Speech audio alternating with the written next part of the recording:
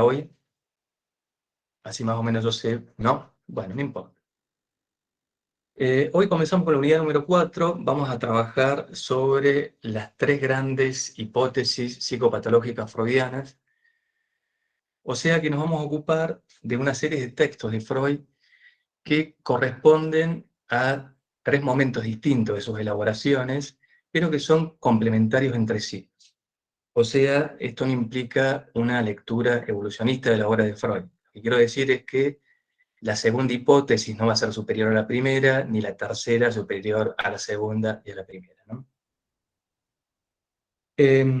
Una de las rupturas que hace Freud con la psicopatología de la época es introducir en su enseñanza, en su teoría, hipótesis psicopatológicas.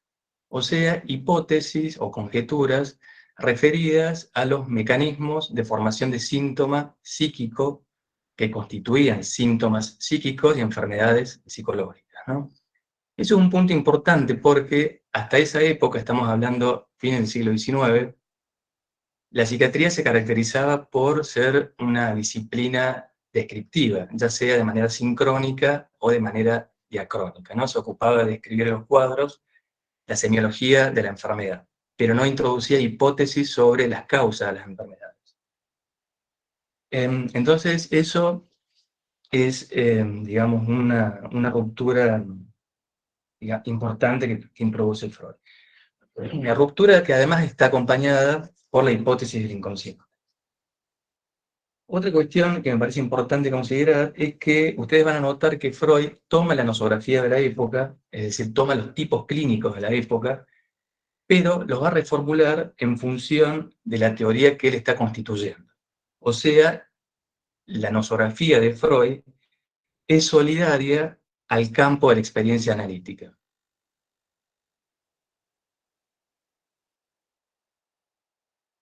De modo tal que este campo nosográfico de Freud, ustedes lo van a ir notando, va a tener no tanto un valor diagnóstico o nominativo, sino más bien una función en relación, o va a estar ajustado, mejor dicho, en relación al dispositivo analítico y a la transferencia, que es la famosa idea de Freud que hay que estudiar caso por caso, ¿no? Es decir, ustedes van a notar que Freud no enfatiza tanto cómo se llama un cuadro, sino más bien el establecimiento del diagnóstico bajo transferencia.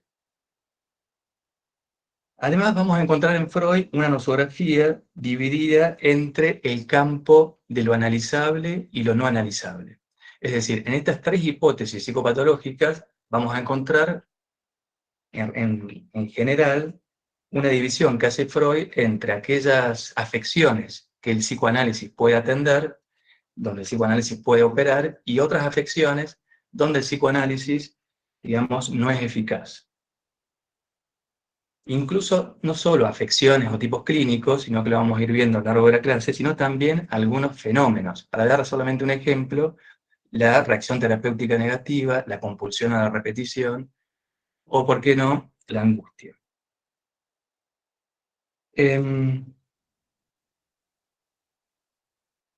Entonces, en líneas generales, podemos decir que en Freud hay 3 grandes hipótesis psicopatológicas que están organizadas en función de algún referente conceptual o de una serie de referentes conceptuales. Una primera hipótesis psicopatológica es la hipótesis de la defensa. Es una hipótesis inicial que aparece con un texto muy temprano de Freud que se titula La neuropsicosis de defensa. Es un texto que Freud, es un ensayo de Freud que escribe en 1894. Lo que voy a hacer ahora es compartir unas imágenes con ustedes para que vayamos trabajando con un PowerPoint.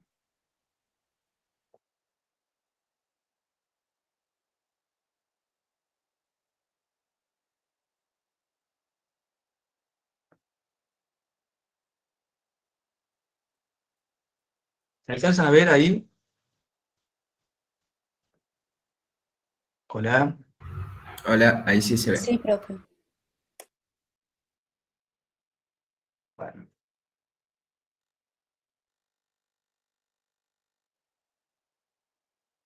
Deme un segundo.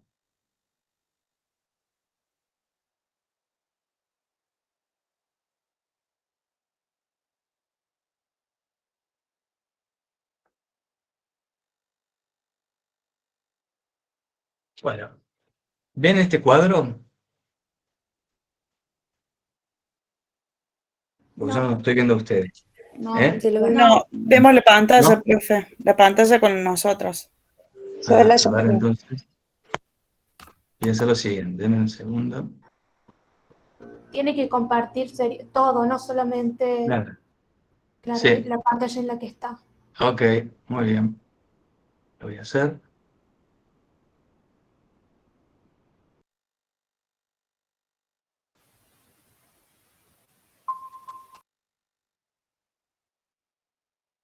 Ahora sí, profe. Ahí sí se ve, profe. Bueno, Si lo puedo aumentar un poquito, profe, un poquito de zoom. sí, puedo. Puedo. En un segundo. Ahí. Sí, profe, gracias. Bueno, ahí tienen una, ya lo vamos a ir trabajando todo esto. Ahí tienen como una referencia.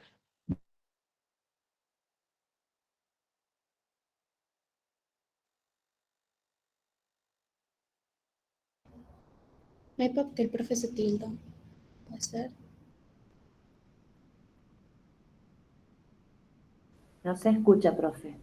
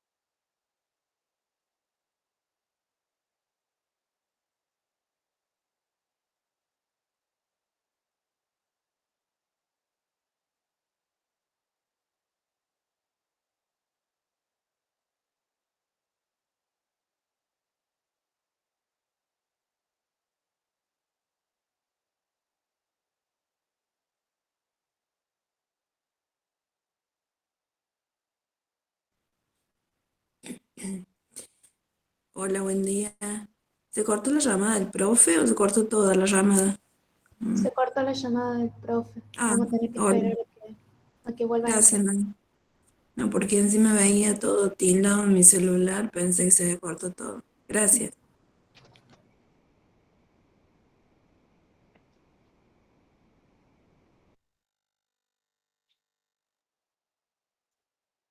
Salgo de la pantalla. ¿Se va? ¿Me siguen hasta ahí? ¿Ah? Hola, profe. Sí, ahora se escucha. ¿Escuchó recién lo que dije o no? No.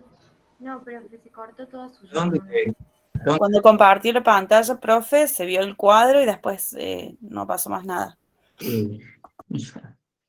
Vuelvo, yo estaba ahí entusiasmado con la clase, pero em, ahora comparto de vuelta la pantalla. Es importante que ustedes me digan si van escuchando, porque si no yo continúo y no Lo se... que pasa, profe, es que me parece que hubo un problema con su compu, porque le estábamos diciendo, profe, no se escucha. Ok, ok. Vamos de vuelta. Entonces, yo me voy a dar cuenta entonces si pasa tiempito sin escuchar nada. Vamos de vuelta. ¿Ven ahí? la pantalla o no? Sí, se ve. Bien, le voy a... Sí, profe. Ok. Vamos.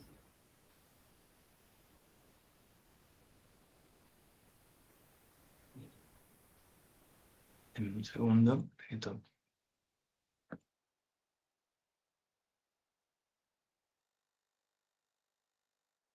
¿Ahí se ve? Sí se ve. Bueno, buenísimo. Yo le pido, por favor, como yo no estoy viendo no lo estoy viendo ustedes, solamente veo esta imagen de la diapositiva, que ustedes me vayan respondiendo si se escucha, si entienden, si se ve. Entonces voy a volver a lo que recién les contaba. Esta hipótesis de Freud es una primera conjetura que es muy temprana en la obra de Freud, que aparece en 1894 con el texto Neuropsicosis de defensa. Y es una hipótesis organizada, es decir, que tiene como referente conceptual la noción de defensa. ¿Y qué sería la defensa? Básicamente la defensa es un mecanismo psicológico inconsciente cuya finalidad sería suprimir o reducir toda modificación que ponga en peligro la homeostasis del aparato psíquico. O sea, si aparece una representación inconciliable a la conciencia, una emoción de deseo, una pulsión que ponga en peligro la homeostasis del aparato psíquico, ahí va a operar la defensa. Entonces Freud reúne una serie de tipos clínicos que tienen en común el mecanismo de la defensa, que es lo que Freud denomina las neuropsicosis de defensa. O sea, sería un grupo de neurosis que comparten la defensa. Ahora bien, fíjense que yo les decía recién, ustedes no me escuchaban, que en la primera columna aparece el término tipo clínico. Y aparece ese término no por casualidad, sino que de algún modo es un intento de ser solidario con la hipótesis de Freud o con la teoría de Freud de estudiar caso por caso. ¿Por qué? Porque el tipo clínico no lo entendemos tanto como sería la acepción más clásica, como el modelo, como el ejemplar, sino más bien con una acepción más residual de la noción, que es lo singular y lo extraño. O sea, que si bien todas estas afecciones comparten el mecanismo de la formación, comparten el mecanismo de la defensa, cada expresión sintomática va a ser singular. O sea, es el famoso caso por caso. Por lo tanto, como decía Lacan en algún momento, el estudio o el síntoma de un obsesivo no tiene nada que ver con el síntoma de otro obsesivo, o el síntoma de un histérico o una histérica no tendrá nada que ver con el síntoma de otra histérica o histérico. Y esto es importante señalarlo porque si no lo que terminamos haciendo en el psicoanálisis es una especie de psiquiatría o de psiquiatrización del psicoanálisis, ¿no? Hacemos una psicopatología y no psicoanálisis.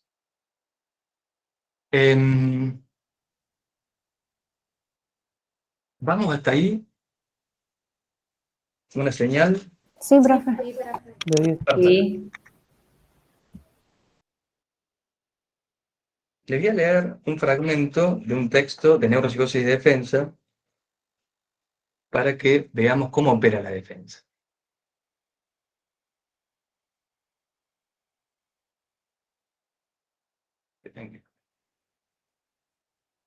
Ahí va. Estoy en la página 50 del texto Neuropsicosis y Defensa. Segundo párrafo. Fíjense lo que dice Freud. Interesante.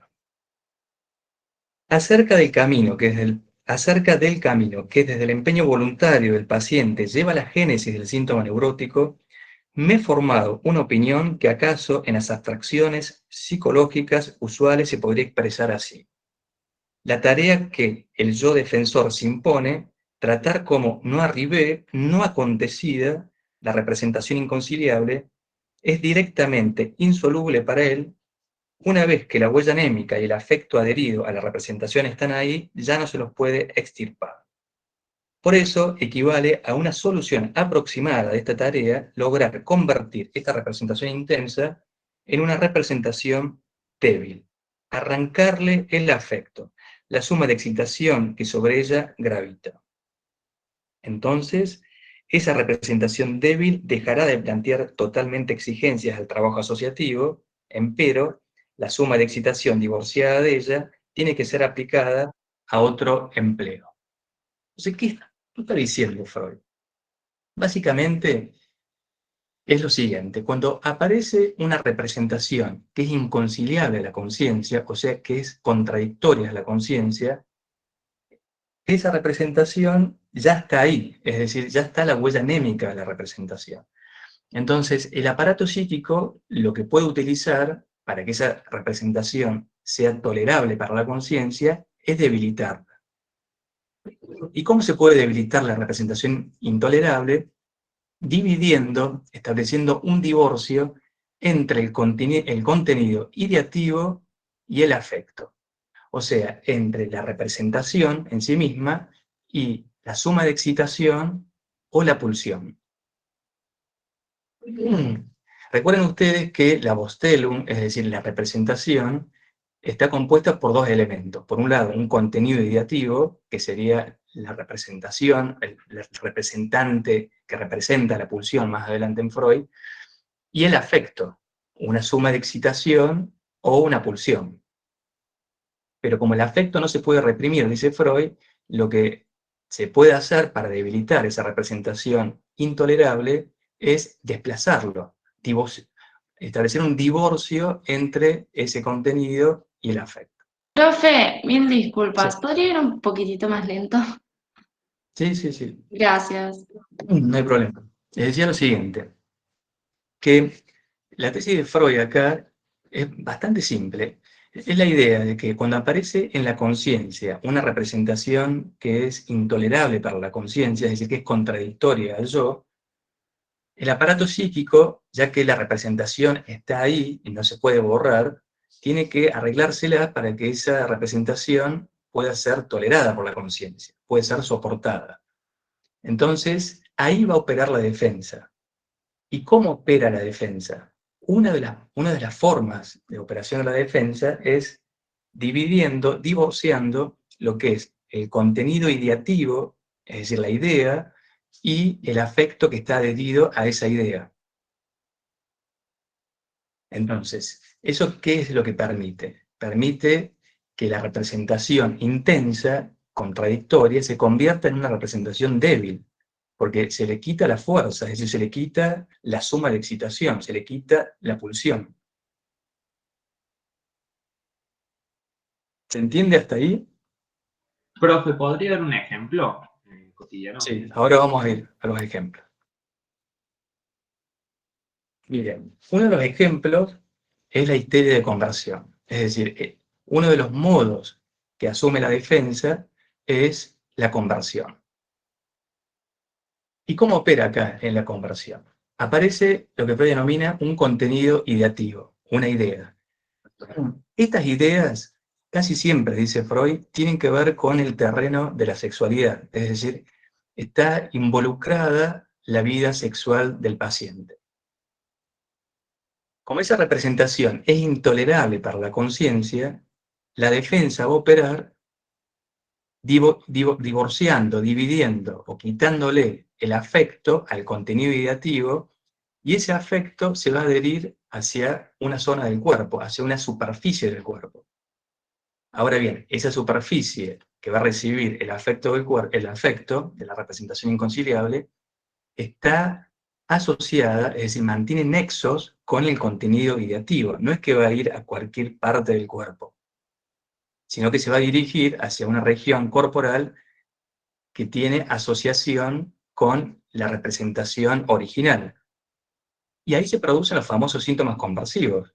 Es decir, una vez que el afecto se dirige hacia esa zona del cuerpo y la representación intensa se va a convertir en débil, se genera una conversión, se genera un síntoma conversivo. O sea que ahora el cuerpo está diciendo algo. El cuerpo, de algún modo, o ese síntoma que se genera, se constituye como un mensaje que puede ser interpretado, ¿sí? no es una cuestión orgánica. Esto vendría a ser, digamos, como la condensación que hablaba Freud, ¿no? Como justamente lo que se convierte en síntoma. No es la condensación, porque la condensación implicaría como reunir distintas cuestiones en un elemento. Acá lo que Freud está Pero planteando, en todo caso, sí, profe, es desplazamiento, porque pasas al orden de los... claro, Sí. exactamente. Entonces, pero fíjense la idea de Freud, que es bien interesante y bien simple en su lógica, es que eso permite que el contenido ideativo ya no sea, digamos, contradictorio a la conciencia. Ya no tiene la potencia, no tiene la fuerza que perturbaba al paciente. Entonces, ¿qué va a ocurrir con este contenido ideativo? Es decir, ¿qué va a ocurrir con la representación? Freud dice, en una primera instancia, es decir, en este momento de su enseñanza, se va a convertir en un grupo psíquico separado. Es decir, va a perder lazos asociativos con las otras representaciones. Y un poquito más adelante va a decir, este contenido ideativo cae bajo la amnesia, o sea, se reprime. Es por eso que Freud hablaba de las bellas indiferencias de las histéricas, ¿no? Es decir, aparecían pacientes con síntomas conversivos, pero que no producían ningún lazo asociativo porque se había reprimido el contenido ideativo.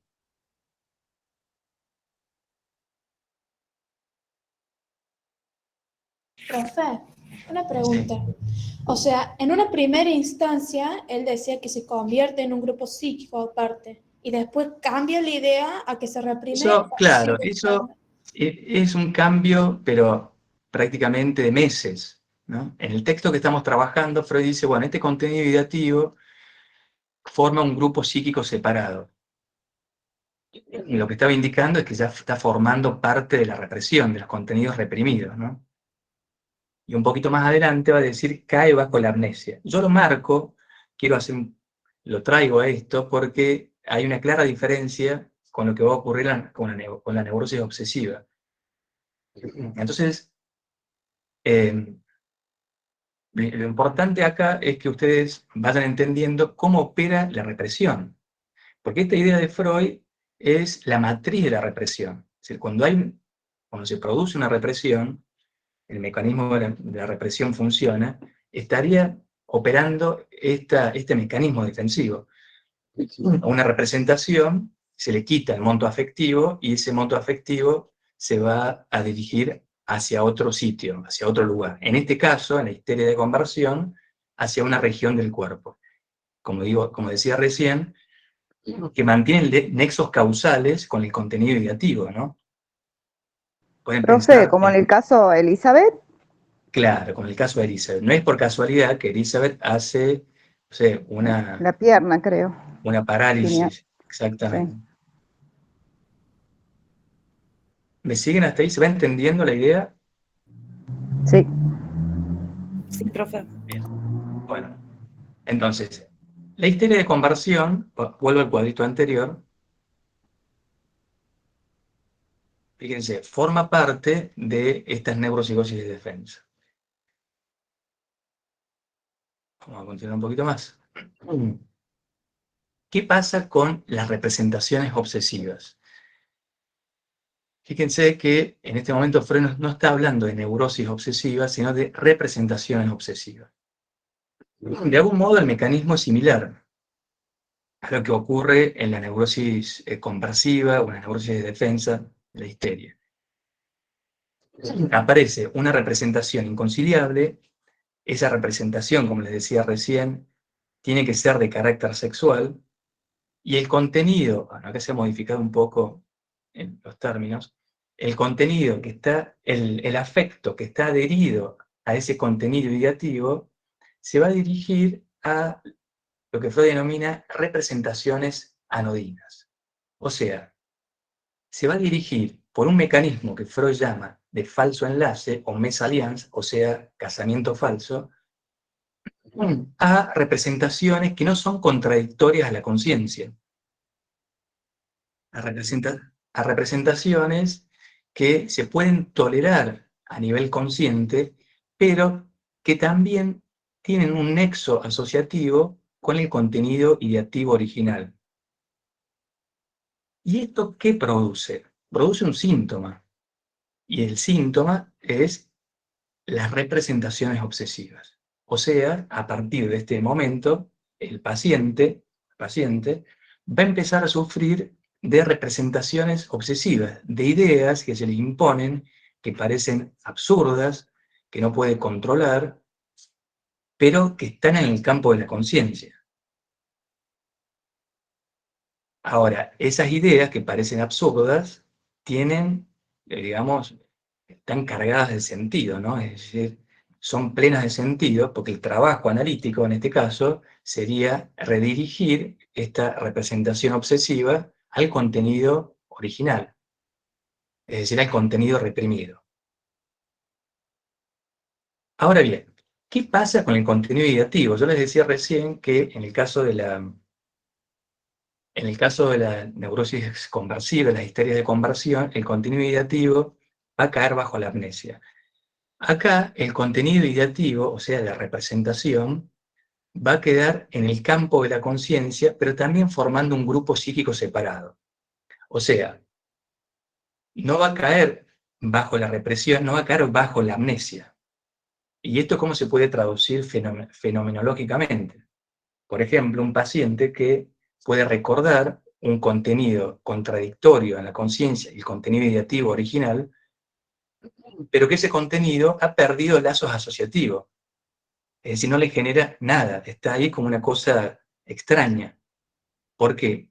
Porque el afecto que estaba adherido inicialmente a ese contenido ideativo, ahora ya se dirigió hacia otra cosa. ¿Sí? ¿Se entiende la idea?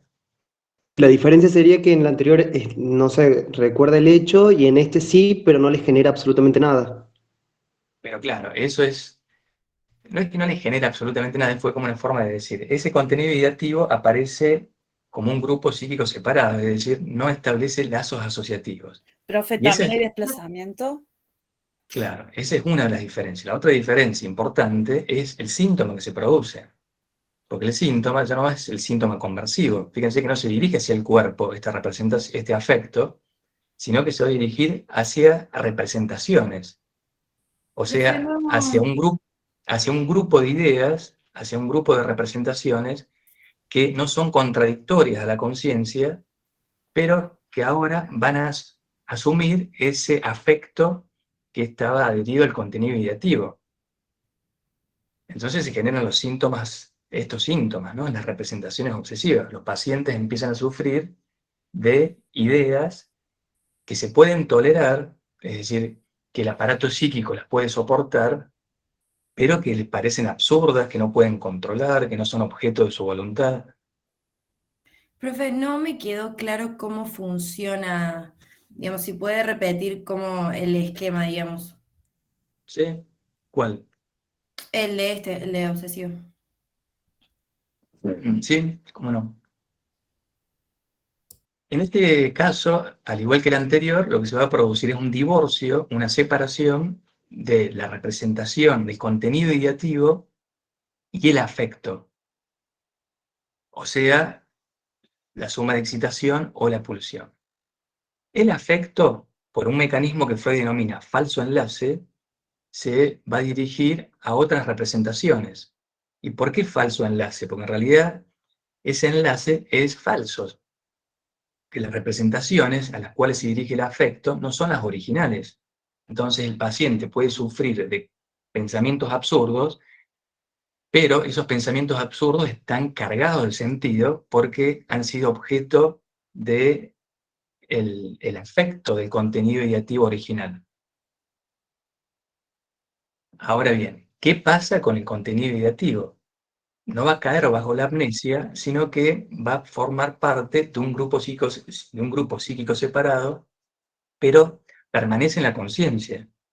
Es decir, a nivel fenomenológico es una clara diferencia.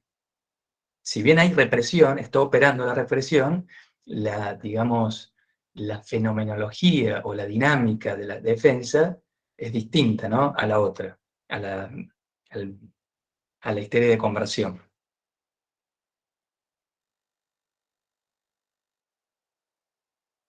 ¿Sí?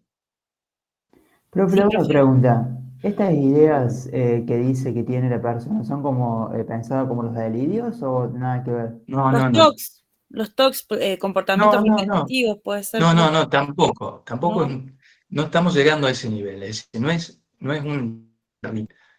es una compulsión en sí misma, eh, sino que son representaciones, son ideas, es decir, son pensamientos que se le puede presentar a alguien, pero que no domina. Profe, Por ejemplo, cuando alguien puede decir, se me vienen ideas absurdas a la cabeza, no entiendo por qué, no tienen sentido, pero no las puedo controlar. Ideas penosas pueden ser, ¿no? Que tengan contenidos sexuales o que tengan otros contenidos, pero pero que la conciencia las puede soportar. Entonces, noten ahí que hay eficacia de la represión. Es decir, el mecanismo de defensa fue eficaz. ¿Por qué? Porque el contenido ideativo original, de algún modo, perdió fuerza en función de este mecanismo de falso enlace. Entonces, hubo eficacia de la represión. Y nos damos cuenta de que hubo eficacia de la represión justamente porque hay un síntoma, un retorno de lo reprimido que aparece, que son estas representaciones obsesivas. Pero, profe, ¿no era que no se reprimía? Y no me quedó claro. No, sí, a ver. Hay que quitarse la idea de que la represión implica en sí mismo digamos, un desalojamiento del campo de la conciencia de la representación intolerable, ¿no? Entonces, hay represión en la medida de que el afecto que está adherido al contenido ideativo original se desplazó hacia otra cosa. Entonces, hay mecanismos de represión. Se produjo ese divorcio.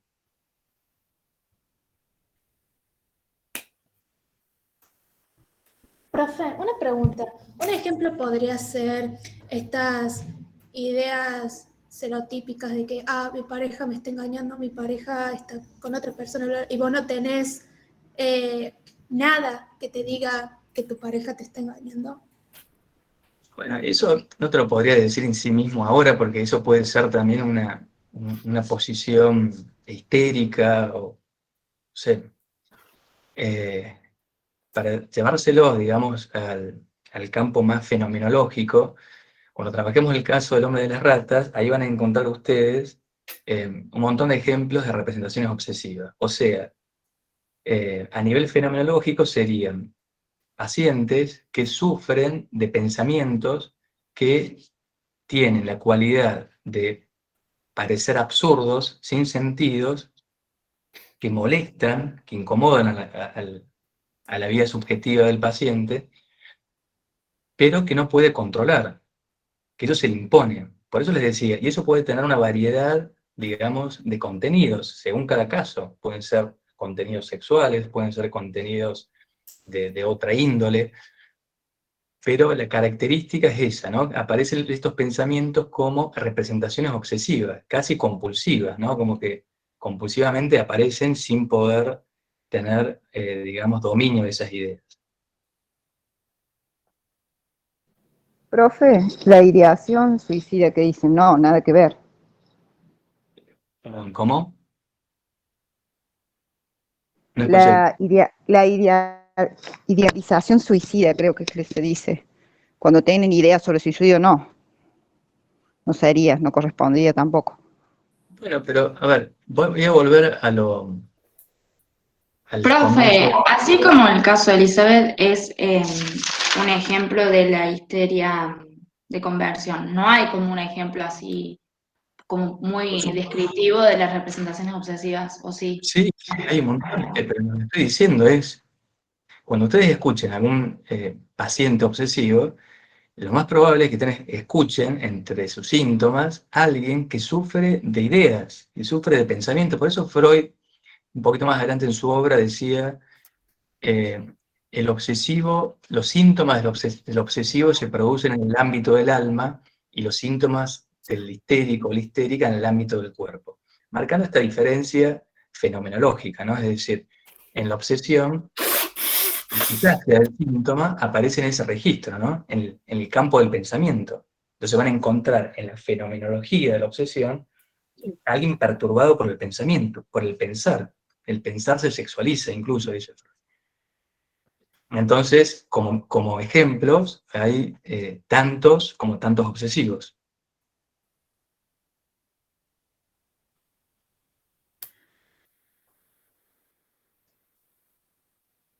Profe, Profe. entonces, digamos, el divorcio o esta separación se puede dar tanto en el afecto como en la representación, digamos.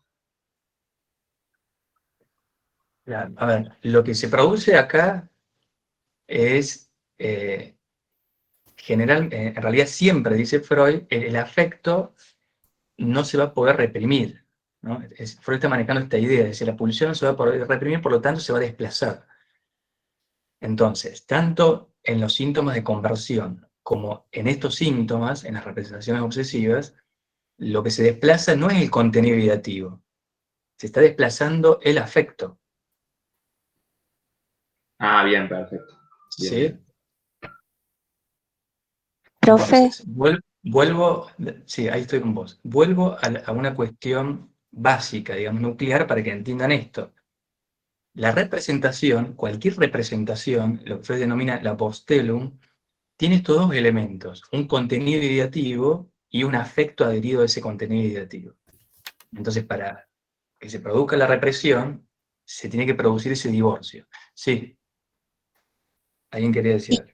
quería consultarle cuando usted explicó recién que el desplazamiento del afecto sería la conceptualización de representaciones anodinas. ¿Significa eso? Porque no me quedó muy claro lo que es la representación anodina. Perfecto, está buena la pregunta. ¿Hacia dónde se desplaza el afecto en las representaciones obsesivas? No se desplaza hacia el cuerpo, se desplaza hacia otras representaciones, hacia otras ideas. Ahora, ¿a cuáles ideas? A representaciones o contenidos ideativos que no son contradictorios con la conciencia, es decir, que la conciencia lo puede tolerar, que yo puede tolerar esos contenidos. Entonces, es por eso que Freud dice, se produce un falso enlace, ¿no? Porque es cierto, es falso el enlace, porque no son las representaciones originales, no es la representación original la que se está imponiendo ahora, son estas representaciones absurdas, pero que no son nada absurdas porque están asociadas a la representación original.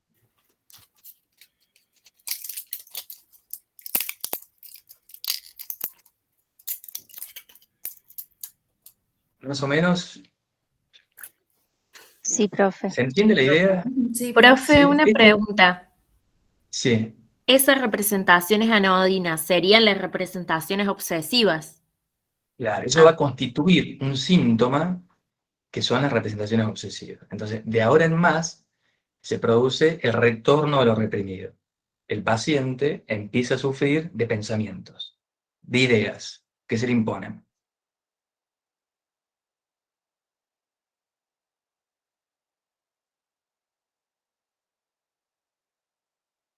¿Se entendió la idea? Esto es como el esquema básico, ¿no? Para entender la represión. Entonces, me interesa que lo sepan bien, porque es como una matriz que le va a servir para entender después otras categorías y otros desarrollos de Freud. Sí, profe, se entendió. Sí, Bueno, profe. continuemos. La confusión alucinatoria. Profe, una pregunta. En esa parte dice otra diferencia. Está dado porque en algunos casos esta representación no solo puede ser inconciliable, sino que puede tornarse intolerable. Serían los casos donde nos encontramos con paranoia o psicosis alucinante. Bueno, ahora voy a ir a la parte, vamos a trabajar otras neuropsicosis de defensa, que Freud trabaja en función de lo que acaba de decir usted, ¿sí? No alcancé a escuchar bien porque el audio estaba un poco raro, pero otra de las neuropsicosis de defensa, es decir, otro tipo clínico donde opera la defensa, es lo que Freud denomina en esta época la confusión alucinatoria. Y vuelvo a lo inicial. Fíjense que Freud lo que hace es recuperar nosografías de la época. Está tomando cuadros, tipos clínicos, que estaban en la psiquiatría de la época, pero lo está adaptando a su construcción teórica. Es decir, que hay una reformulación radical de la categoría.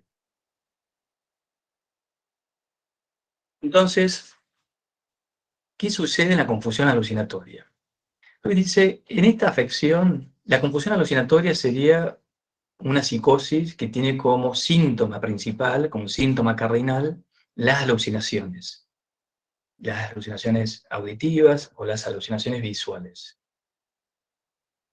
Freud dice, en esta afección, en la confusión alucinatoria, la defensa tiene, digamos, una eficacia, o una mayor eficacia que en las representaciones obsesivas y que en las conversiones.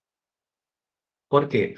Porque se produce un mecanismo que Freud denomina la Verwerfung, o sea, un rechazo tanto del contenido ideativo como del afecto que está adherido a ese contenido ideativo, y eso va a retornar con un síntoma que son las alucinaciones. Fíjense que acá no hay divorcio, no hay una separación entre el contenido ideativo y el afecto, sino que toda la representación en su conjunto se rechaza, como que si se expulsa de la conciencia, pero eso va a retornar. Es decir, eso va a volver a través de un síntoma. En este caso, alucinaciones. ¿Y qué se va a alucinar? Se van a alucinar, van a aparecer fenómenos alucinatorios completamente articulados que van a entrar en nexo causal con lo que ha sido rechazado. Esta idea inicial en Freud, que es una idea muy temprana, estamos trabajando un texto de 1894, es lo que Lacan, un poquito más adelante, bastante más adelante, va a decir lo que es forcluido en lo simbólico, retorna en lo real, que en realidad es una tesis de Freud que aparece en 1911, ¿no? Entonces, es la misma idea, es que algo que se rechaza de lo simbólico aparece en otro registro, ¿no? Y ahora aparece como alucinación.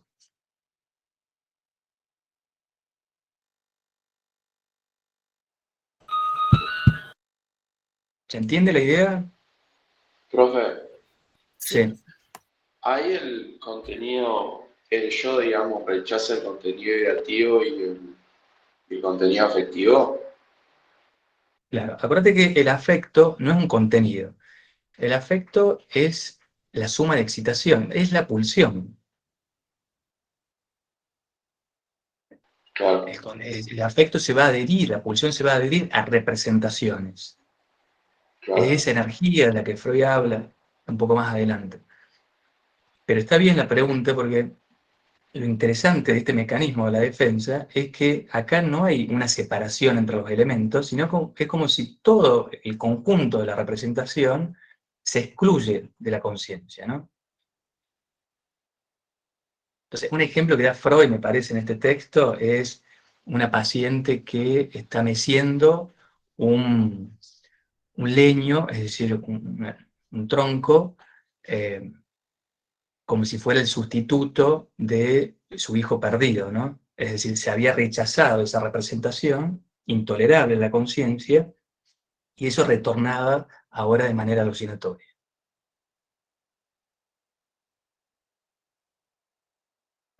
Profe, disculpe, ¿podría repetir la definición de afecto? El afecto, en este momento, Freud habla de afecto o suma de excitación. Un poquito más adelante va a hablar de pulsión. Es decir, es este esquemita que estamos trabajando, es lo que Freud, cuando trabaja los textos metapsicológicos, va a denominar el representante representativo de la pulsión, ¿no? Es decir, la pulsión se representa por representantes. Si vamos a Lacan, por significantes.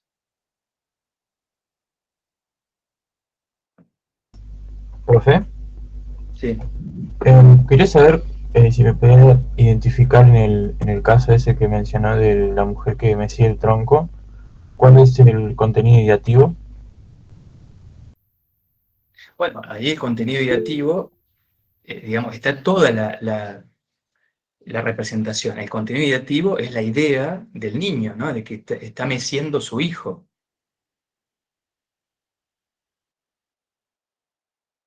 Es decir, Profe, digamos, ¿cómo se llamaba el mecanismo? Freud dice es la Verwerfung, es el rechazo. Gracias. Acá lo traducimos como rechazo, en francés sería la forclusión, pero sería ese. Entonces es mucho más efectivo este mecanismo que el anterior, ¿no? Que los anteriores. Es más potente.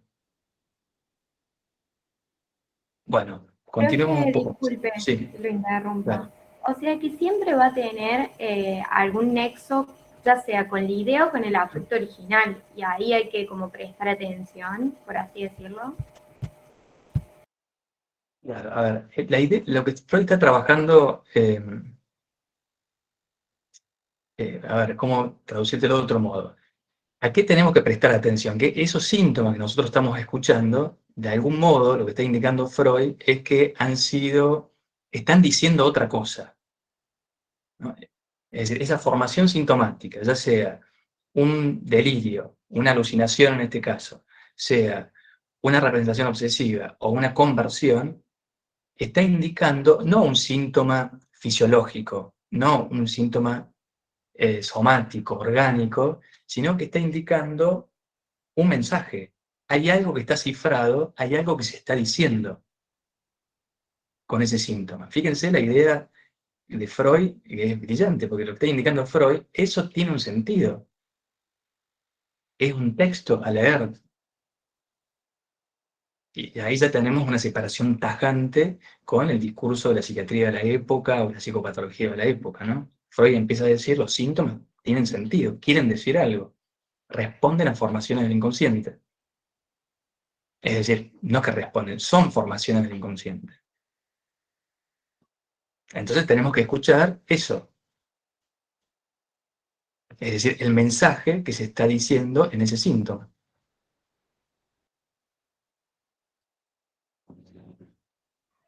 Profe, hola, buen día. Sí. Una pregunta, cuando se reprime el contenido ideativo con... ¿Puedes hablar un poco más fuerte o acercarte al micrófono porque se escucha muy mal? Hola, hola, hola. ¿Me escuchan? Sí, sí, dale, a ver. Cuando se reprime el contenido ideativo y el afecto, ¿se reemplaza por uno nuevo en este caso? Eso es lo que no entiendo. Claro, exactamente. En este caso lo que aparece es un rechazo de ese contenido ideativo y ese afecto, no hay separación, sino que están unidos, pero eso retorna, y va a retornar, por ejemplo, a través de una alucinación.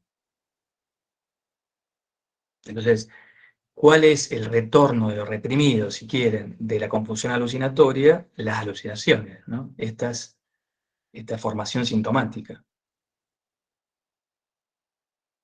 que va a aparecer de Profe, figura... Sí, perdón que lo interrumpa. no, adelante. ¿Está bien si lo llamamos psicosis alucinatoria también? Sí, está bien. Confusión alucinatoria es una categoría que Freud toma de la época, después va a hablar de psicosis alucinatoria. Lo importante, incluso lo dice Freud mismo, no es tanto cómo llamamos a los cuadros, sino, en este caso, comprender cuáles son los mecanismos que están incidiendo en la constitución de los síntomas, los mecanismos de formación de síntomas.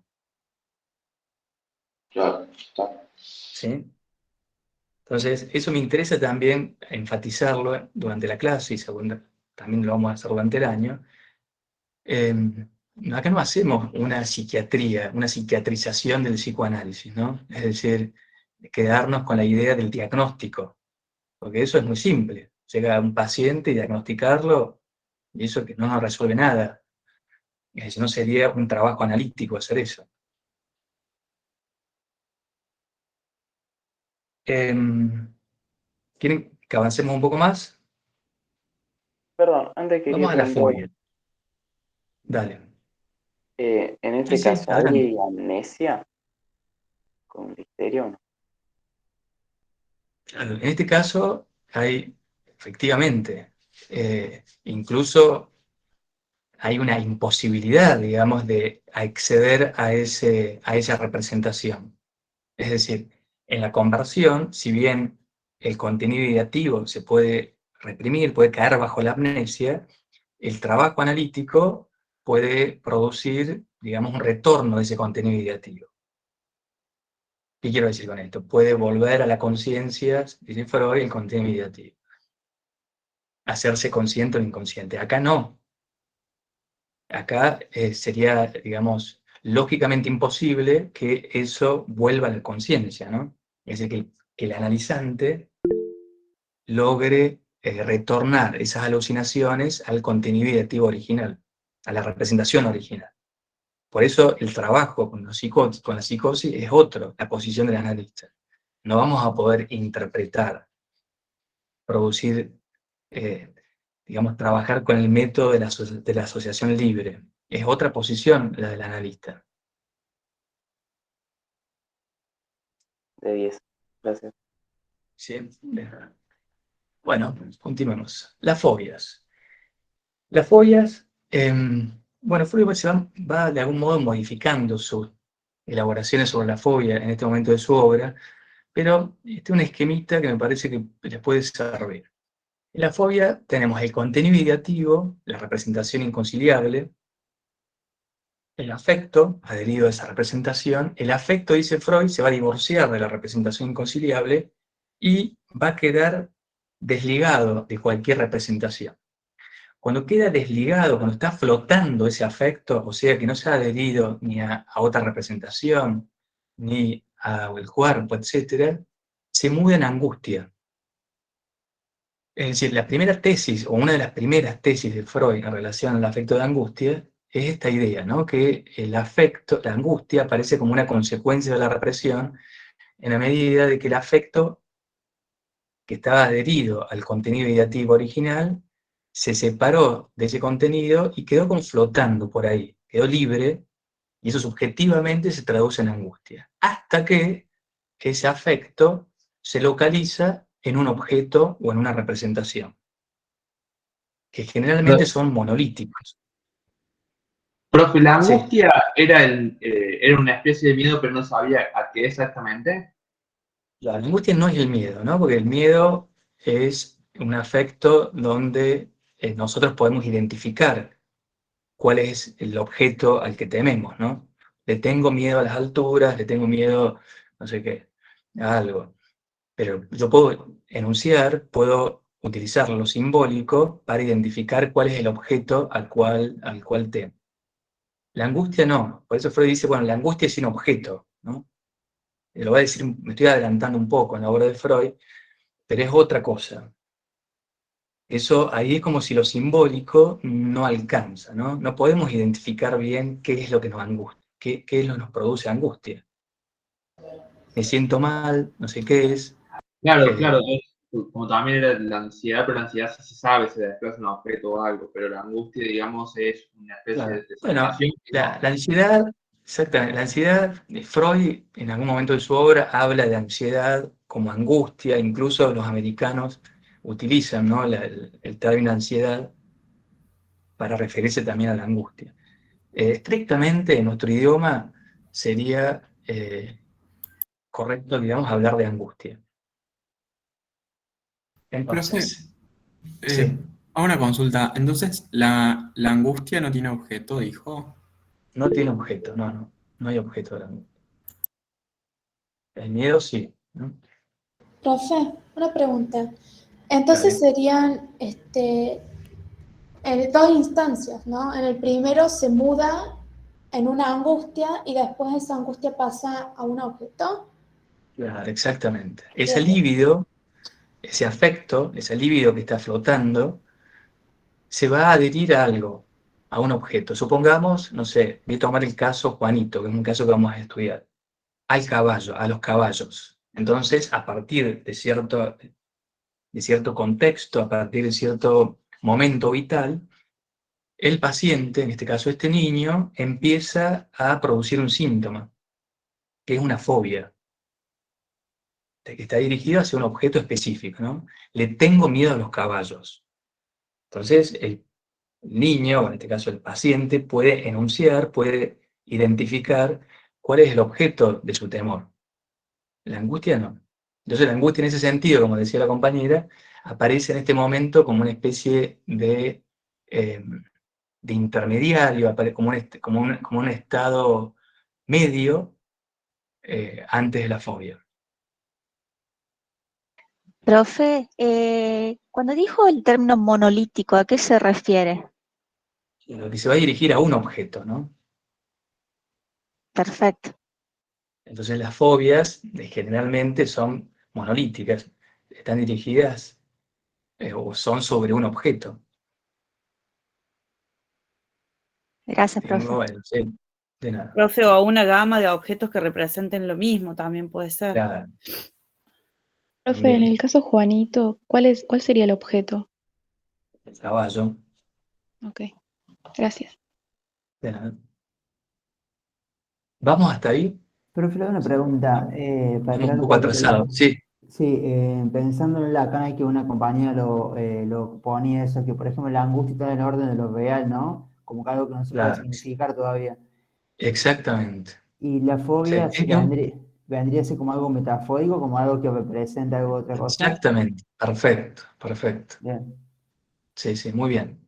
Muy bien. Está muy bueno hacer ese ejercicio de la articulación entre Freud y Lacan, porque de algún modo esto también lo dice Lacan con otros recursos teóricos, ¿no? Pero no se aleja tanto en algunas cuestiones, por supuesto en otras sí, pero hay, digamos, categorías freudianas que las podemos pensar con los lentes de Lacan o con los recursos lacanianos. El campo de la angustia ya lo vamos a trabajar después un poco más adelante cuando veamos fobia, que también es algo muy interesante. Es más, Freud, en Inhibición, Síntoma y Angustia, sitúa la angustia como uno de los síntomas, no de los síntomas, sino uno de los afectos centrales para la experiencia del psicoanálisis.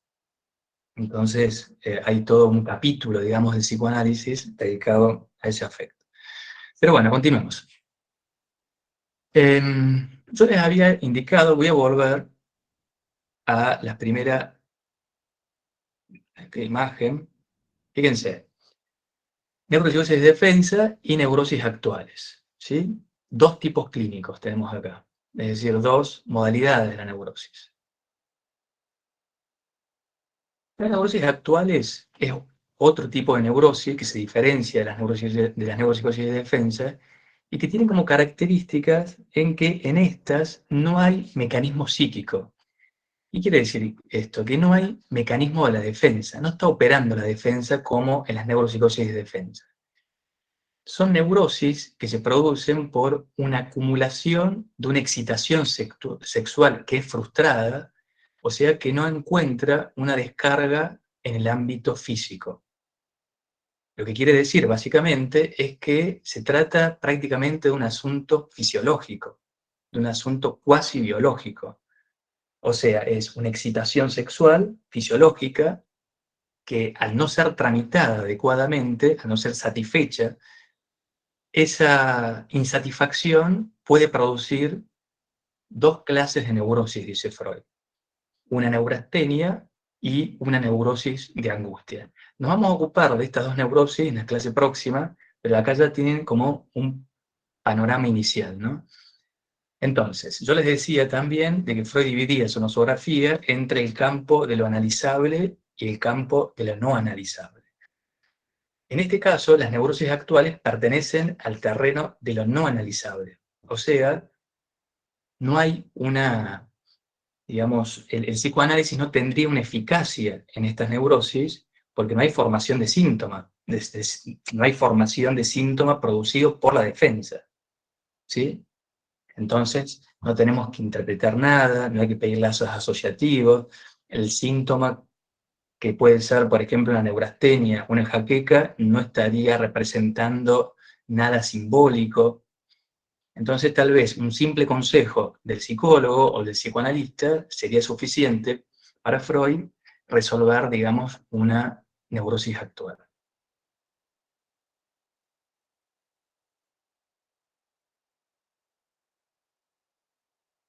¿Se entiende la diferencia con las neuropsicosis de defensa? Sí, profe. ¿Sí? Bueno, vamos a avanzar un poquito más.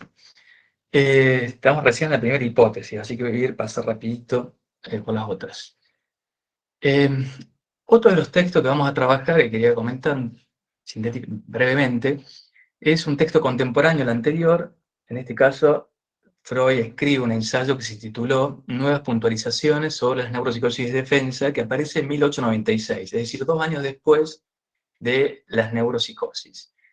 ¿Cuál es la diferencia con lo que veníamos trabajando recién? Que Freud incorpora en su teoría la noción de trauma, es decir, aparece la teoría del trauma y dentro del campo de las neuropsicosis de defensa agrega a la paranoia, deja de hablar de representaciones obsesivas y empieza a hablar de neurosis obsesivas.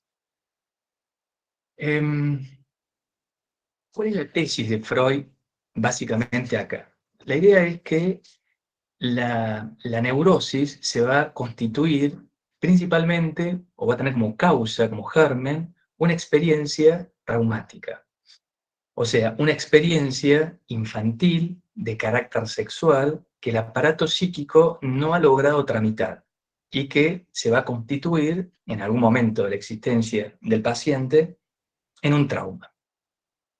Esa experiencia traumática, esa vivencia traumática va a tener su forma en la histeria y otra forma en la neurosis obsesiva y en la paranoia.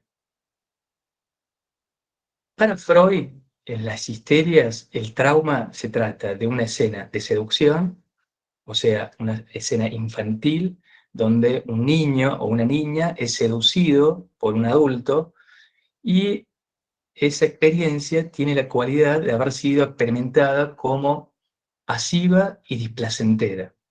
O sea, cuando los analizantes, cuando los pacientes de Freud relataban esa experiencia infantil, sexual, traumática, la participación, digamos, del paciente en esa escena era una participación pasiva, no había, digamos, participado activamente, y además le había generado displacer.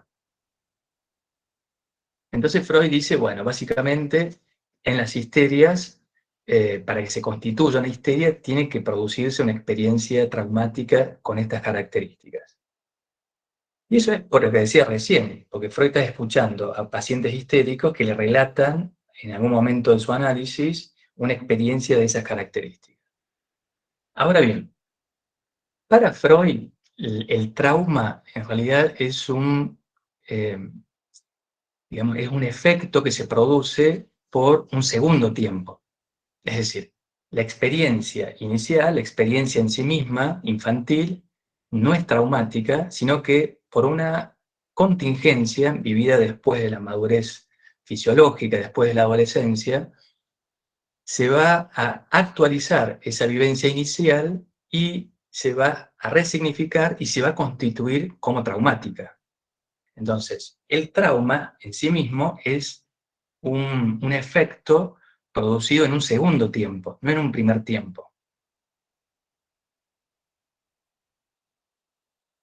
¿Se entiende esa idea?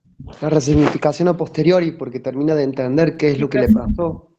Claro, pero no es solamente una resignificación, sino que ahí se constituye el trauma. Ah, bien, o sea, claro, ahí me quedó más claro. ¿Se entiende la idea? Está muy bueno lo que dice Freud, porque es pensar la lógica temporal de otra forma, no está pensando la lógica evolucionista, ¿no? Como, bueno, hay una experiencia infantil, fue traumática, y después el paciente va a tener síntomas sobre esa experiencia. No es esa idea. Freud está diciendo otra cosa. La idea ¿cuál es? Es que hay una experiencia infantil con esas características, pero que luego de la madurez fisiológica, fundamentalmente de la madurez genital, va a ocurrir una contingencia, una vivencia casual, que va a elevar esa vivencia inicial a una experiencia traumática. Ahí se constituye el trauma. Profe, Sí. ¿puede ser que tenga que ver con esto del punto de Capitón, de Lacan, algo así? Claro. Sí, está buenísimo. Tiene mucha relación con eso porque de algún modo es el mismo esquema, ¿no?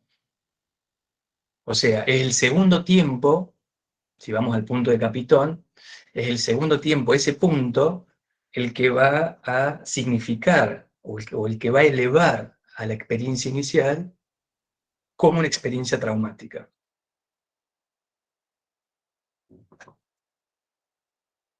Profe, yo había entendido, digamos, que el punto de Capitón, digamos, es el momento en el que el significante adquiere un significado, digamos. Bueno, por eso podemos nosotros hacer una especie de forzamiento, de articulación con ese esquemita del punto de Capitón, con la teoría del trauma. Es decir, ese significado se va a producir en un segundo tiempo. El significado traumático de la experiencia se produce en un segundo tiempo, ¿no? Si quieren, con el S2. Tenemos el S1, el S2, es el S2 el que va a constituir como traumático el S1. Ah, bien, perfecto. ¿Se entiende la idea? Profe, Sí. ¿sigue utilizando, digamos, contenido ideativo para esa representación? A ver de vuelta, perdón. O sea, si nosotros, por ejemplo, recién estábamos hablando del contenido ideativo, esta representación de esa situación infantil traumática, Claro, ¿sería ese contenido? claro. Porque estaba hablando de eso. Sí. ¿Y lo identificaríamos en la primera experiencia o recién cuando la experiencia se vuelve traumática? Claro, cuando se vuelve traumático.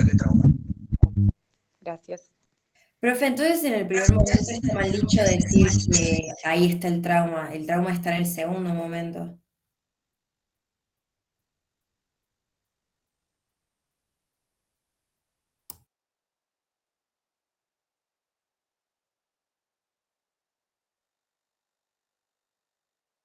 ¿Se tilda de vuelta?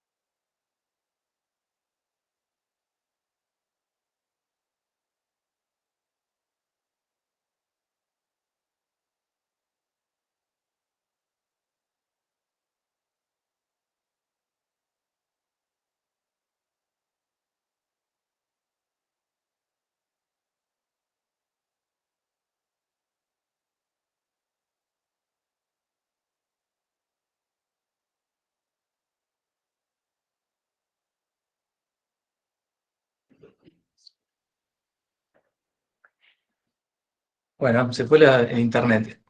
¿Se escucha ahí? Sí. Sí, se escucha. Sí, profe. Perfecto. Voy a volver a las diapositivas.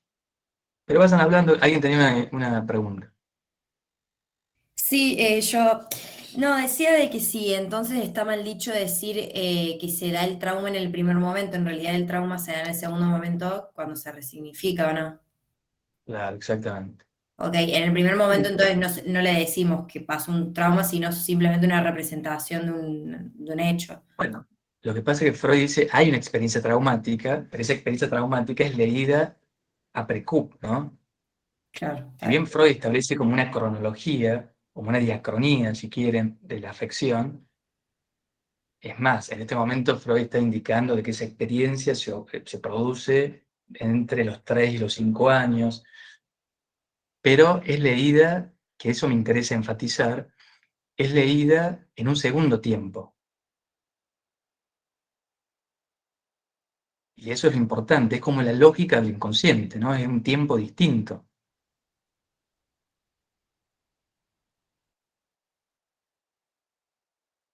Digamos, es leída para el sujeto. Claro, es leída para el sujeto, pero además es constituida en un segundo tiempo. Claro, como se establece en el segundo tiempo, por más que la vivencia Sí, fue en porque el primer tiempo. la vivencia puede haber sido en el primer tiempo, pero esa vivencia en sí misma no era traumática. Se constituye en trauma, se eleva al estatuto del trauma cuando aparece otra cosa que hace que esa vivencia se signifique como traumática. Profe, ¿podría poner un ejemplo? Sí, hay un ejemplo muy bonito que está en el caso, es el caso Emma. No sé si lo han visto ustedes en Proyecto para Neurólogos. No sé si bueno, el caso Emma es una paciente de Freud que no podía, o tenía un síntoma, una folia creo que había constituido, no podía salir a hacer algunas compras, y Freud termina deduciendo de que ese síntoma se constituye porque hubo una vivencia contingente que fue supongamos lo que sería para nosotros una panadería, con los empleados de esa panadería, que hizo que recordara una vivencia infantil que tenía estas características, ¿no? Era una vivencia de seducción, y hizo que esa vivencia infantil de seducción se constituya como traumática. Entonces, se constituye el trauma y a partir de ahí se constituye un síntoma.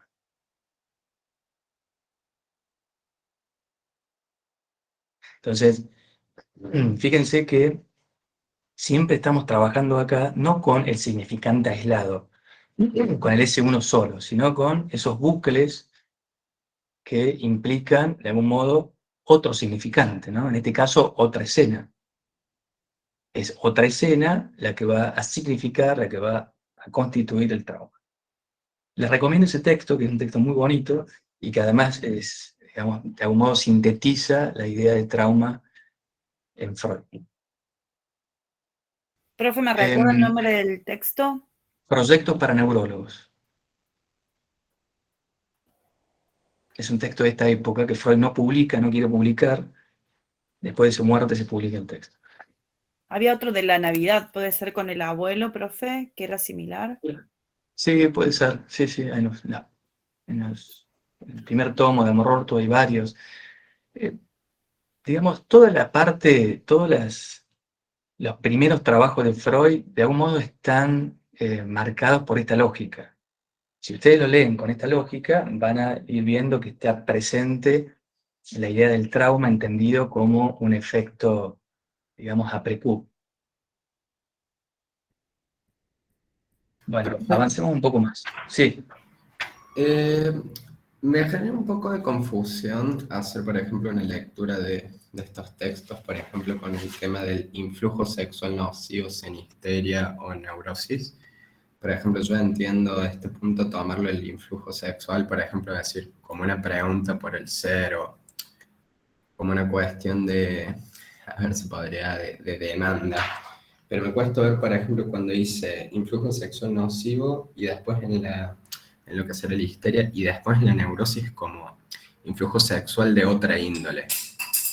Como para orientar un poco ahí en la... Sí, ¿tendés el párrafo? ¿En qué página estás? 166 de nuevas puntualizaciones y después 168 en lo que respecta a los obsesivos. Ah, bueno. Vamos al 166. Sería ¿En qué párrafo? el último, el 166. Bueno, que me lo lea rápidamente.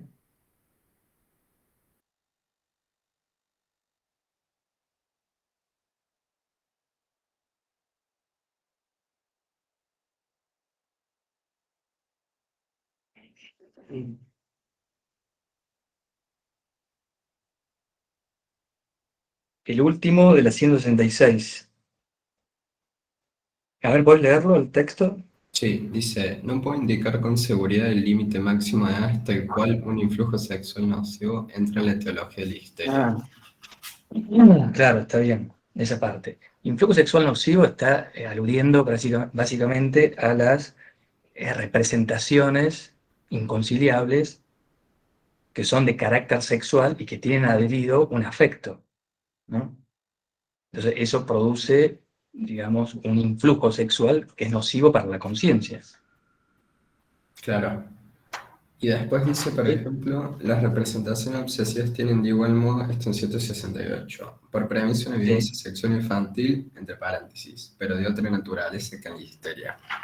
Y ahí Sí. sería, digamos, lo que dijimos recién de que sería con el otro enlace. No.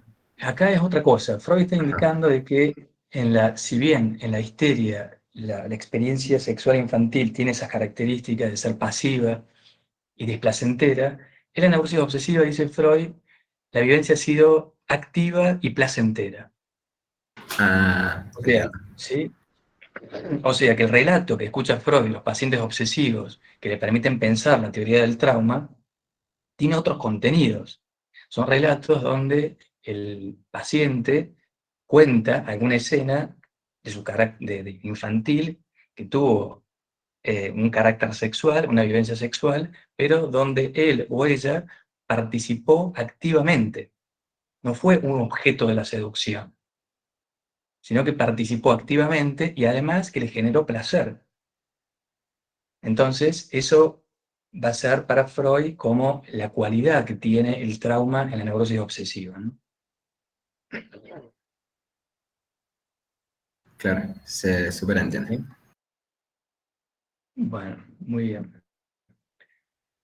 Entonces, fíjense, tenemos ahí esas dos grandes vivencias, es decir, las dos modalidades de la vivencia del trauma, en la histeria y en la obsesión.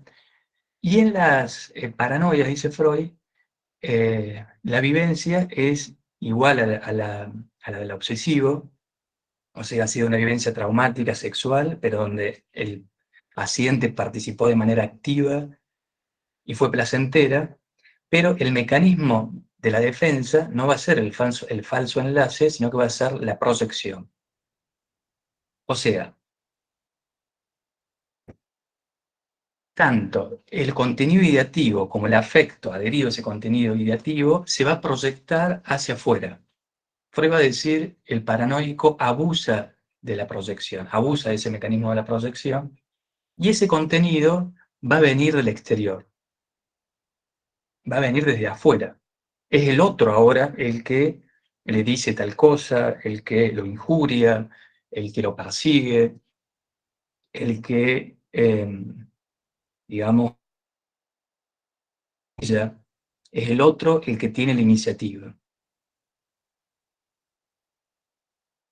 Fíjense que lo mismo es muy parecido, no es lo mismo, pero en sí mismo es parecido a el mecanismo de la confusión alucinatoria, ¿no? Es una representación, un contenido ideativo y el afecto que ahora vienen de afuera.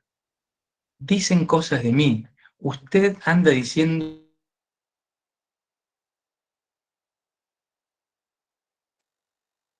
Se tildó de vuelta, ¿no? Sí, se tildó de nuevo. Se tildó de nuevo, sí.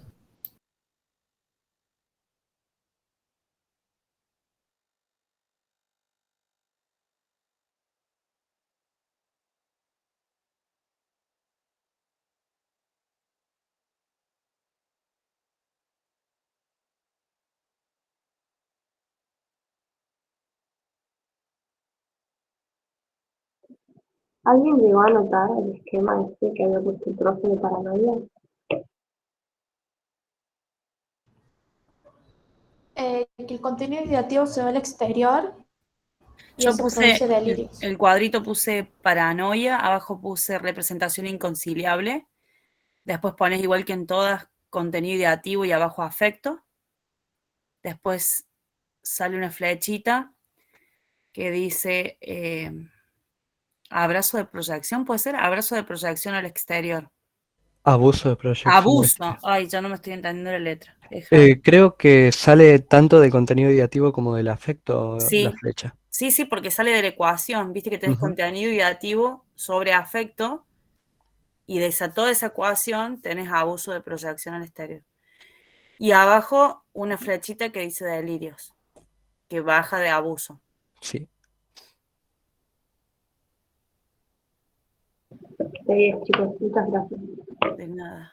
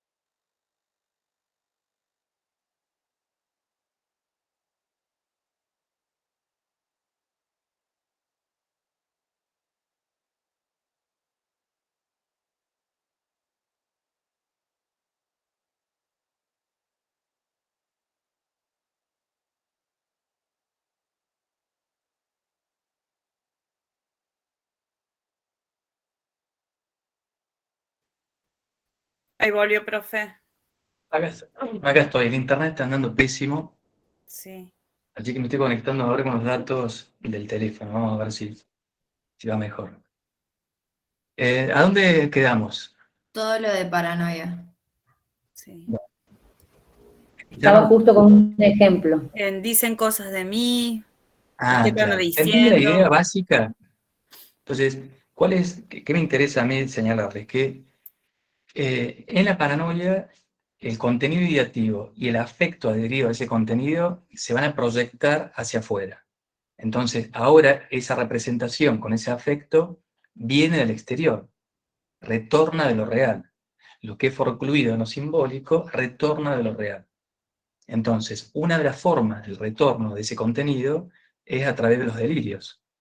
Es el otro ahora el que toma la iniciativa y que, digamos, gozas, si quieren, podemos decirlo en esos términos, del sujeto, del paciente. Entonces, ¿qué logró el aparato psíquico con eso? Logró desalojar de la conciencia una representación molesta, una representación intolerable, pero ahora eso aparece con un síntoma. Por ejemplo, un delirio.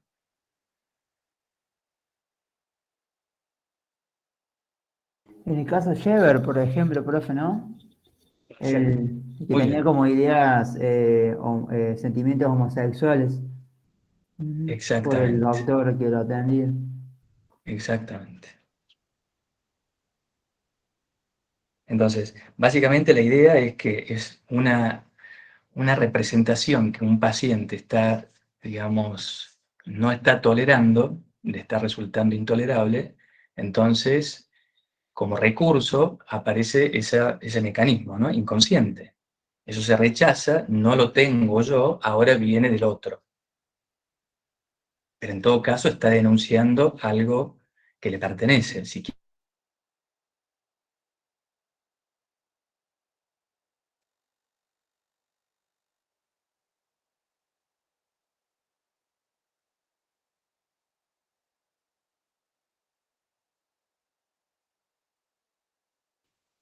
Listo.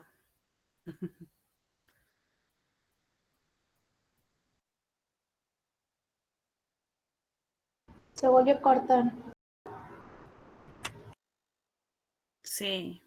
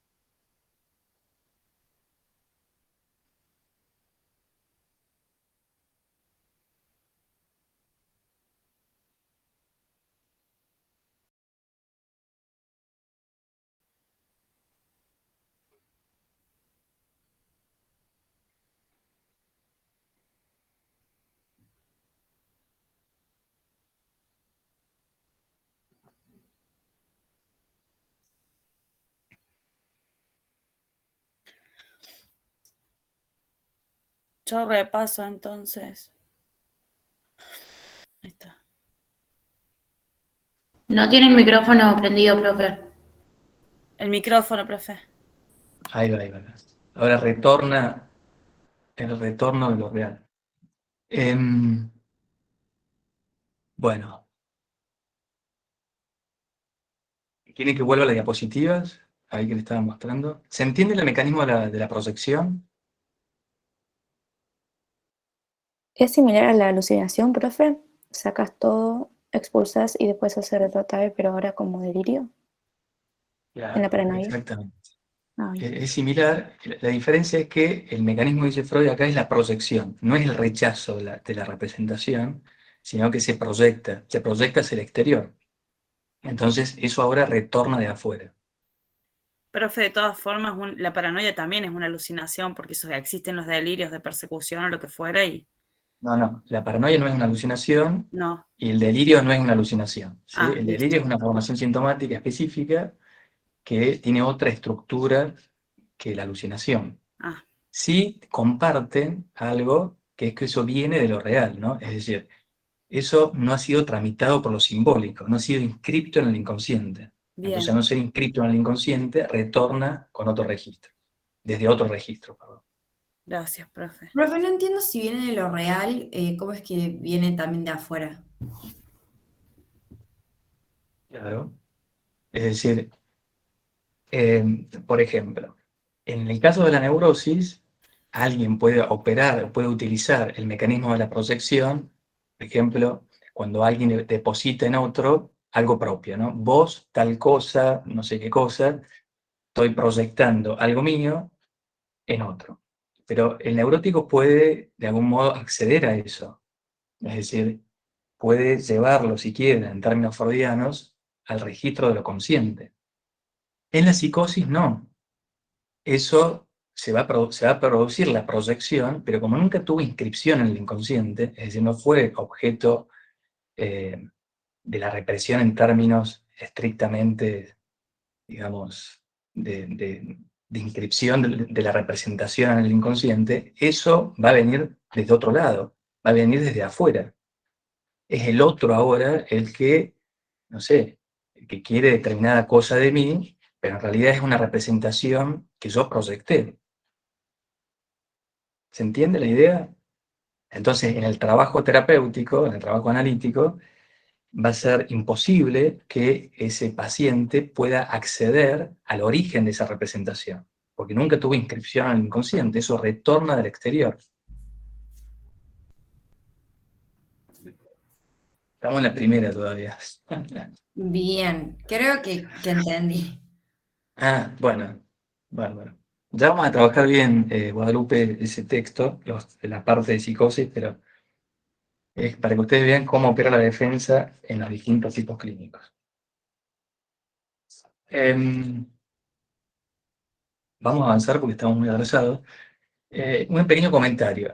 Muy poquito tiempo después, en 1897 aproximadamente, Freud escribe a Flies abandonando la teoría del trauma. Yo creo que lo han visto ya en psicoanálisis, ¿no? Cuando Freud le dice a Flies, ya no creo en mis histéricas, estaba diciendo que ya no creían más en la teoría del trauma, y empieza a hablar de la teoría de la fantasía, ¿no? Introduce en su elaboración la categoría de la fantasía.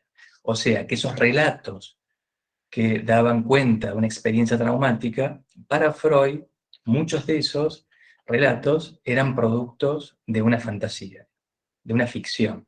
Ahora bien, esa ficción puede tener asimismo un estatuto traumático. Pero bueno, quiero avanzar un poquito, si no, no vamos a llegar. Vamos a pasar a la segunda hipótesis. Voy a compartir ahora de vuelta la pantalla.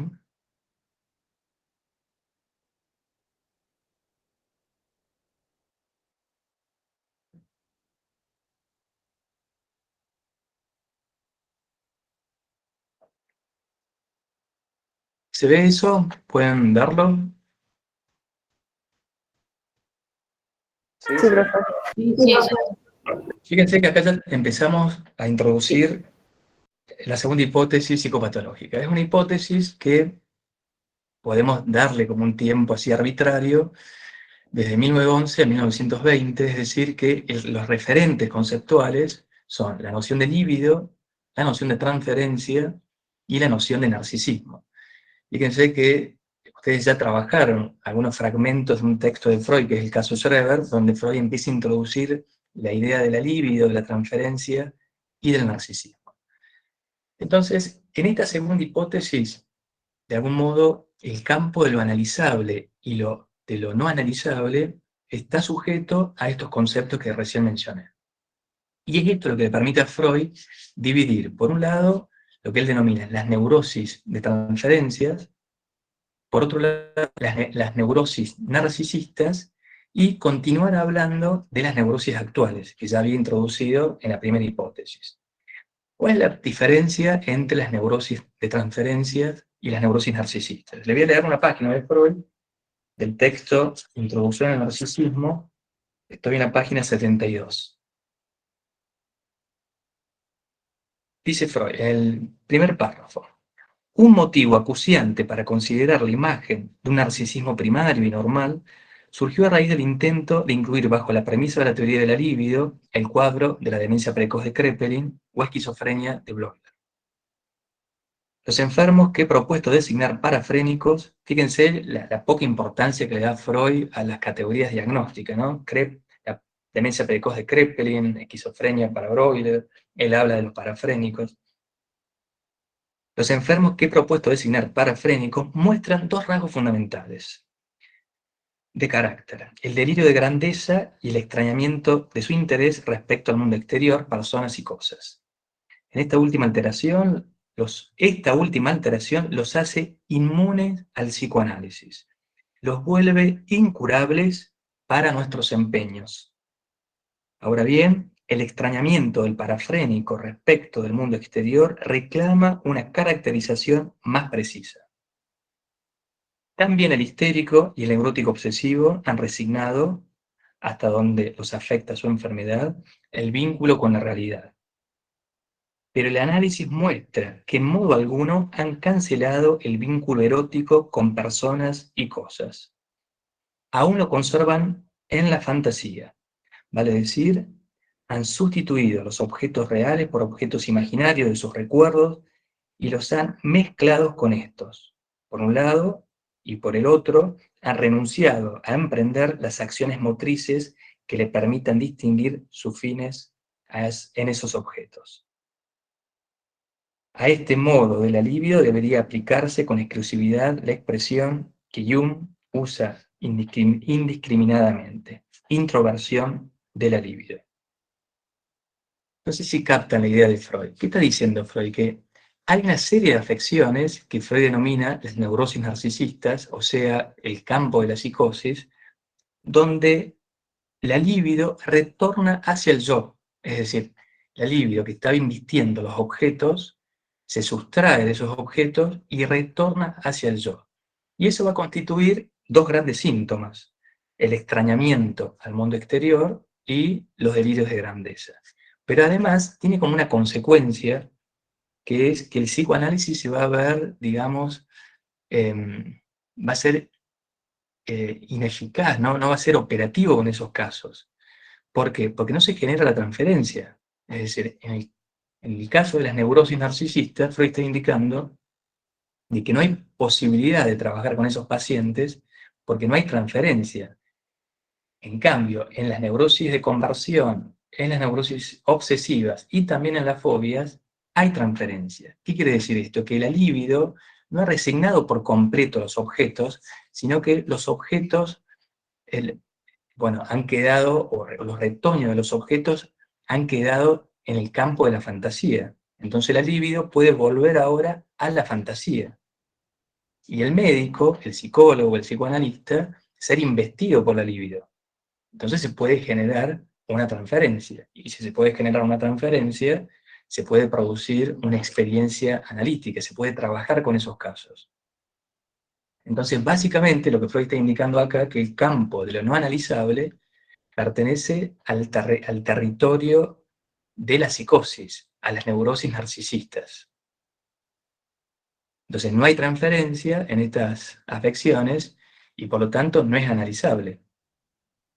Es por eso que Freud insistió prácticamente en toda su obra que el psicoanálisis para él era, digamos, no era operativo en estos casos, no era eficaz, ¿no? Entonces sugería, de algún modo, hacer un diagnóstico inicial para ver si se podía atender o no un paciente psicótico.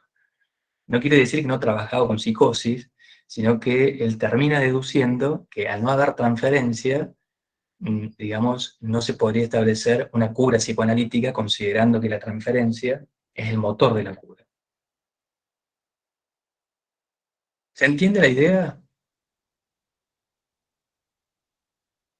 Sí, profe. Sí, se entiende. ¿Sí?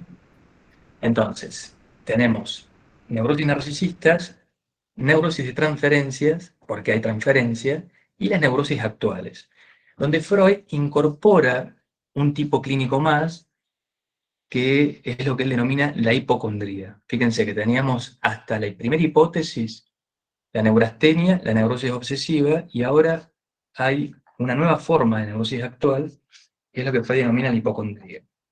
Lo van a encontrar en la página 80, a la explicación que da Freud. Se los voy a leer. Dice Freud, la hipocondría se caracteriza, al igual que la enfermedad orgánica, en sensaciones corporales, penosas y dolorosas, y coincide también con ella por su efecto sobre la distribución de la libido. El hipocondríaco requiere interés y libido, esta última de manera particularmente nítida, de los objetos del mundo exterior, y los concentra sobre el órgano que le atarea. Ahora bien, hay una diferencia patente entre hipocondría y enfermedad orgánica. En el segundo caso, o sea, en la enfermedad orgánica, las sensaciones penosas tienen su fundamento en alteraciones comprobables, en el primer caso no. En la hipocondría no. No hay, digamos, una empiria de la alteración del órgano. En una enfermedad orgánica sí. Entonces Freud, de algún modo, está indicando de que la hipocondría sería, bueno, una neurosis actual, ¿no? Me lo dice un poquito más adelante también. Lo que está indicando que para él estas hipocondrías no pertenecerían, en sentido estricto, al campo de lo analizable.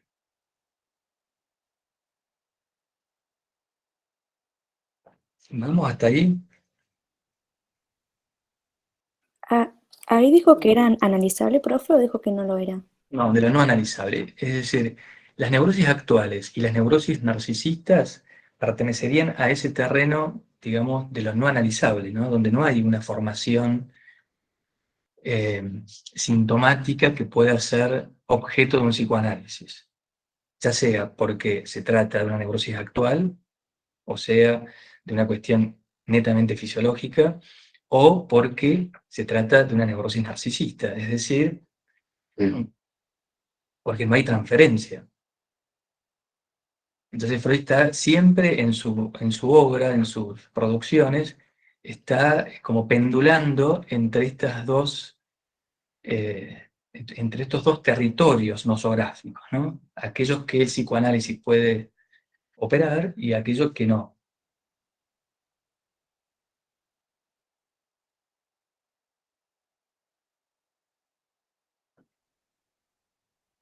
¿Me siguen hasta ahora?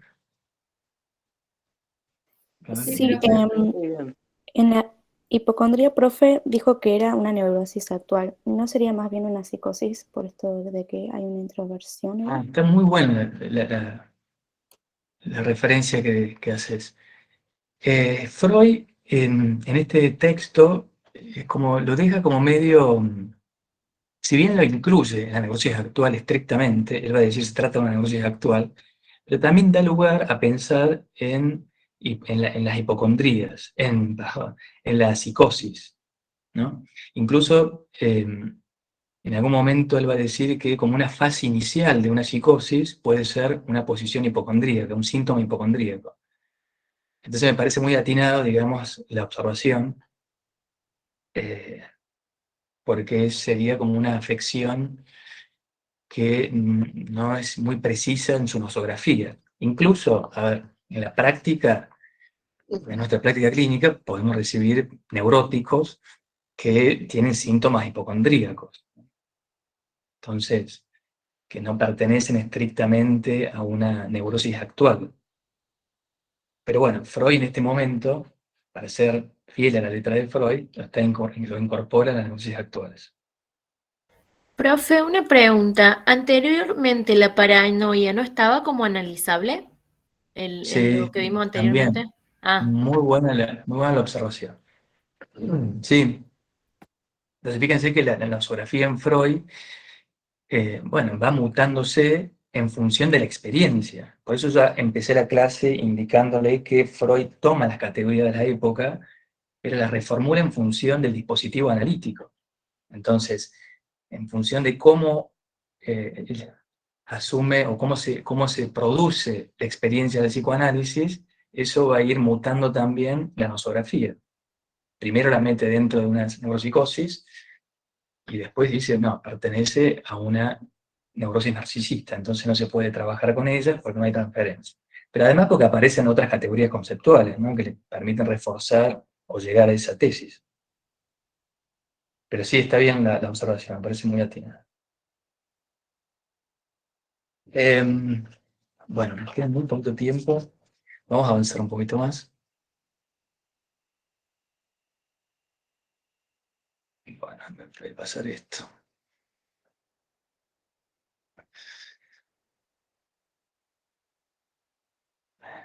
¿Pueden ver esta imagen? Sí, se ve, profe. Sí, profe. Bueno, entonces, aquí estamos en la tercera hipótesis psicopatológica que se produce a partir de 1920, es decir, con la segunda tópica y con el texto Más allá del principio del placer. Básicamente, quería ser muy sintético ahora, la nosografía de Freud está dividida entre el conflicto, o digamos, tiene como referente conceptual el conflicto entre las instancias psíquicas, es decir, la famosa segunda tópica de Freud, ello, yo y superyo. Freud, si bien contiene o suma a su teoría estos recursos teóricos, de algún modo sigue la misma lógica que la primera hipótesis y que la segunda hipótesis. Veamos qué es lo que plantea. Para la neurosis, dice Freud, lo que se produce, o para que se constituya una neurosis, se tiene que producir un conflicto entre el yo y el ello. O sea, se debe reprimir un fragmento del ello y el yo se debe adaptar a la realidad. Entonces, eso sería la neurosis. ¿Y cuáles serían las formas de la neurosis? La histeria, la neurosis obsesiva y las fobias.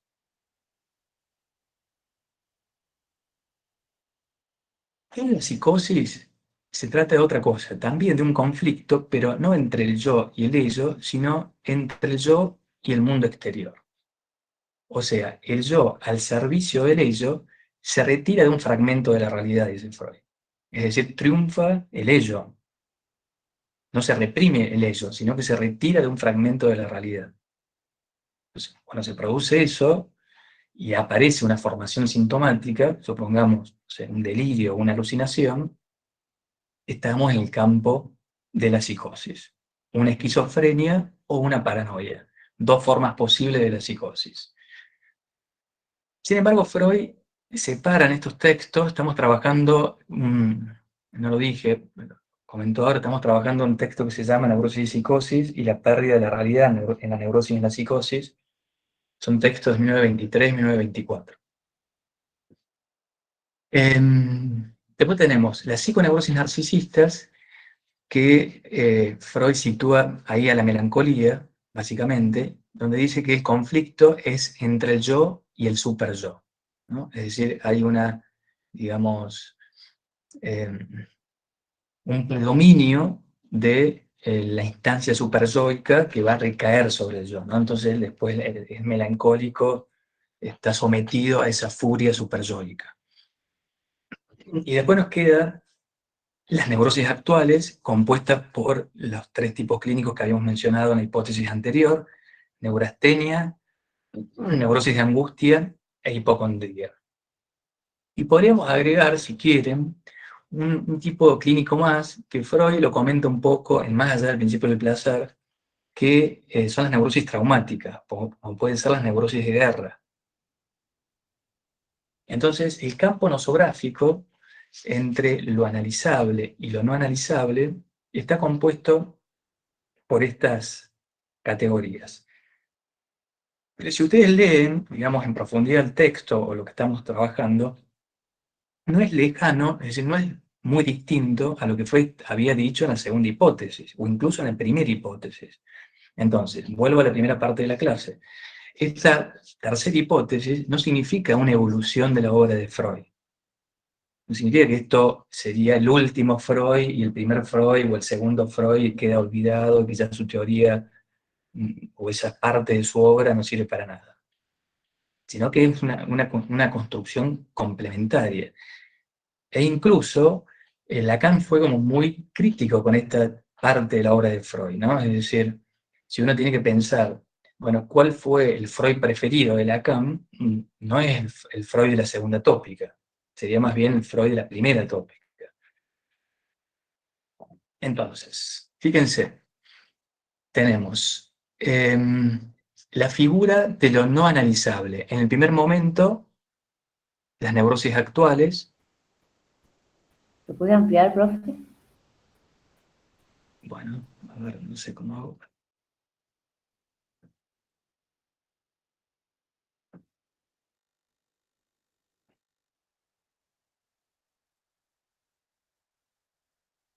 Ah, se ve igual, ¿no?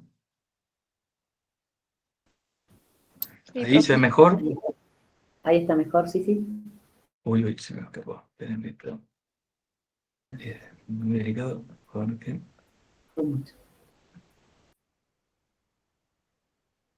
¿Logran verlo? Ahí lo puedo Ahí ampliar un está poquito bien. más. Ahí está bien. Ahí está, ahí está. Perfecto, profe. Perfecto. Bueno, miren, tenemos en el primer momento, es decir, la primera hipótesis, la figura de lo no analizable, ¿cuál es? Las neurosis actuales. El campo nosográfico, lo tienen ahí, se llama neurosis de defensa, neurosis actuales. El referente conceptual de la delimitación de la experiencia, el mecanismo psíquico, es decir, el mecanismo de la formación del síntoma, en este caso la defensa, y un referente conceptual de lo no analizable puede ser la angustia, porque lo vamos a trabajar en la próxima clase. Freud ubica a las neurosis de angustias como una neurosis actual perteneciente al campo de lo no analizable. Entonces, lo que estoy intentando como mostrar en este cuadro es que no solo hay tipos clínicos que no pertenecen a lo analizable para Freud, sino síntomas, afectos, situaciones o fenómenos que pueden producirse en un neurótico, pero que no son estrictamente analizables, es decir, que no los podemos interpretar.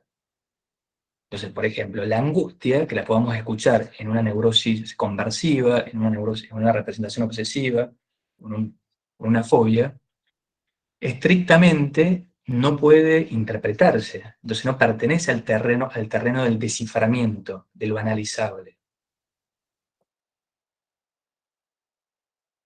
En el segundo momento tenemos las neurosis narcisistas, ¿no? Cuando habíamos dicho la melancolía, la paranoia, las esquizofrenias.